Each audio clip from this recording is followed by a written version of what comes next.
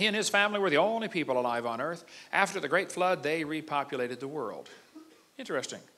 Now, the Toltec Indians in Mexico have a very interesting story. They said the first world lasted 1,716 years and was destroyed by a flood that covered the highest mountains. One family named Cox survived. 1,716 years. Well, the Bible dates add up to 1656 from the creation to the flood. But that's not bad for a legend 4,000 years old. Question, why would there be nearly 300 flood legends? I think it's because there was a flood. That's my theory. Okay. Probably the Atlantis legend, everybody's searching for the lost continent of Atlantis. Probably it's another flood legend. As far as the folks on the boat were concerned, the whole world sank beneath the waves. Actually, they were going up. The world wasn't going down. I think Atlantis is another flood story. Anyway, if you look at the country of Turkey, at the far right-hand side, you will see a mountain called Mount Ararat. It is 12 miles from the Russian border. Very politically unstable region. On a Turkish map, it's called Noah Ungamshi, which means Noah's big boat. That's the name of the region. They've got signs, you drive right up to it. Noah's big boat, this way, 5 kilometers. The Bible says the ark rested in the 7th month. Now that's interesting. Noah did not get out till the 13th month. Why would he stay in there for 5.5 extra months after the ark rested? Well, we cover all the reasons why on video number 6, the Hovind theory, but the Bible says it rested in the 7th month upon the mountains of Ararat. Mountains, plural. The Bible does not say the ark landed on Mount Ararat. Read it carefully. It does not say that. It says it landed in the mountains of Ararat. Actually, there are 4 theories about what happened to Noah's ark. Okay? One theory says they took it apart and used the lumber for buildings. Second theory says it rotted. The third theory says it's still on the mountain. And the fourth theory says it's in the valley. And the guys who think it's on the mountain go over there every couple of years on a big expedition. They climb the mountain. They all come back and say, you know, we almost found it. I'm not sure how you can know you almost found something, but anyway, that's what they say. And maybe it's there. I don't know. It doesn't matter to me at all, okay? But other folks think, hey, guys, it's not even on that mountain. It's down in the valley 17 miles away. And they think that is Noah's Ark right there, that boat-shaped object. Kind of a teardrop shape. In 1960, this was discovered by a high-altitude surveillance plane. In 1978, there was an earthquake, and either it lifted up or the ground dropped down. I don't know. The result's the same. It is now sticking up out of the ground about 18, 20 feet. Ron Wyatt died in 99. He was a good friend of mine. He and many others have spent years studying this thing, but they think it's Noah's Ark. And like I said, honestly, I don't know and I don't care. It doesn't matter to me where it is. And some Christians and creationists get all upset with anybody that mentions there might be another theory besides theirs. Look, my approach to any subject is if there's more than one option, tell everybody all the options and say, here's the various theories on this. Here's why I believe this one, but go ahead and research yourself. I think you ought to look at all the options. Richard Reeves took over for Ron. There he is in front of his model of Noah's Ark that he built. But according to them, the ark has collapsed. Obviously, a boat that old would, cave in and fold out to the side. It's splayed. And so one of the arguments the skeptics use is, well, it's too wide to be Noah's Ark. Well, of course it's too wide. Boats all do that. They fall outwards. You can go to any old rotten boat someplace, you'll see the same effect. But radar scans show that there are deck timbers, some kind of huge timbers in there. Apparently, some kind of big structure. They find iron rivets in there. The ark was bolted together. They knew about iron back then, not a problem. You can see some of the rivets at the Wyatt Museum south of Nashville, Tennessee.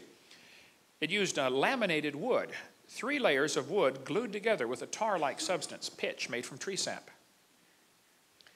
And apparently it's like basic plywood, okay? Huge, thick layers of wood. And there's no grain in the wood. Interesting. It's almost like the trees didn't have growing seasons, the wood they were using. Anyway. The Wyatt Museum is a converted gas station just south of Nashville at exit 27 on the northwest corner. You can stop down there and see them. Mrs. Wyatt wrote a book called The Boat-Shaped Object on Doomsday Mountain, with all the research she and her husband had done on that. Apparently, the ark landed close to Mount Ararat, got stuck in the mud. Everybody got off and left, and at some time later, there was a mud flow or a lava flow that pushed the ark down and broke the bottom off. What used to be the keel full of ballast for weight to keep it upright was broken off, and it's way up near the mountain, and the ark has apparently moved down several miles from where it used to be. It used to be way over here at the left at a little village called Kazan, which in Turkish means village of 8. Village of 8. Now, wait a minute. There was 8 people on that boat. But Apparently the ark has drifted down from where it used to be, and that's another long story. But the government of Turkey has studied all this, and they say, yep, that's Noah's Ark. They even built a visitor center. Now, some folks have said, oh, it's not Noah's Ark. It's a boat-shaped object. It's just a flow stone. It's flow formation around a stationary object. When mud flows around something, it makes that teardrop shape, like an airplane wing. Yes, I understand. It does. You're right. But the pointed end of the teardrop is always downstream. The rounded end is upstream, like an airplane wing. This one's backwards. There are flow formations in that area, no question. But this is not one of them. One guy argued, it's just a fort. Who would build a fort under a hill? Duh. The guys throw rocks down inside, you know. Anyway, some creationists say it's not Noah's Ark, and they get mad at me for even mentioning. Well, I'm sorry, I'm going to mention it until I start working for you, and then I'll quit, okay? But the Bible says the ark will be 300 cubits long. Now, a cubit is elbow to fingertip. I'm 6'1". My cubit is 21 inches. The average standard Egyptian cubit was 20.65, just a hair shorter than mine.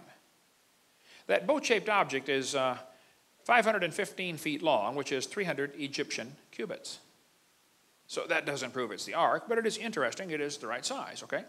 It's about 2/3 the size of the Titanic, about 2 football fields long. Pretty good-sized boat. In that region, near the village of Kazan, they found 12 giant rocks that weigh 9,000 pounds.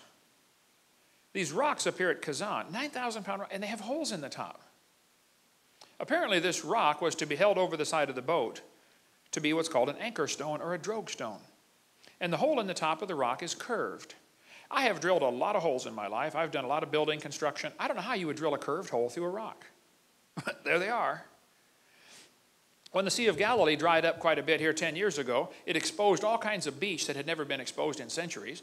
And all around there, they found hundreds of small rocks with holes in them. It's a common practice in stormy areas like that to put rocks around the side of the boat to keep the boat stabilized. Give it some weight.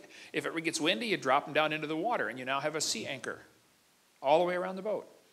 But anyway, there are a lot of folks who think these rocks were actually drogue stones or sea anchors for Noah's Ark. What this would do, this would make the boat stable during stormy weather. It's almost like you're anchored to the water, if you can imagine that. And if it really gets windy, the rocks are going to drag behind you, and now you're always perpendicular to the waves. You can't capsize. One atheist wrote me a letter, and he said, Hovind, I heard your seminar about Noah's Ark having big rocks hanging over the side. You are so stupid.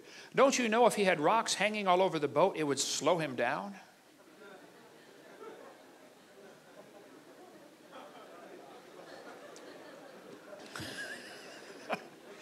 I wrote back, where was he going? There is no place to go, okay? The whole world's underwater, okay? He's just trying to float. You see, Noah, the instructions are real simple. Get in, sit down, float, land, get out, okay? You don't have to go anywhere. No sails. You don't have to steer the boat, okay? One atheist said, well, a sailboat was built with 6 masts and it leaked so bad because of the twisting from the sail. Well, Noah's Ark didn't have any sails, okay? It just was designed to float. And some people think it might have had a moon pool in the center because a long ship has trouble going over the waves. It tends to lift up and the ends are exposed and it tends to flex or break in the middle. Well, if Noah's Ark had a moon pool, that would solve the problem. What it is, it's a hole in the center. As the waves go up and down, the water goes up and down inside that hole. Of course, you got a wall built up on the inside. It's called a moon pool. As the water goes up and down inside that moon pool, going over the waves, it acts like a giant piston.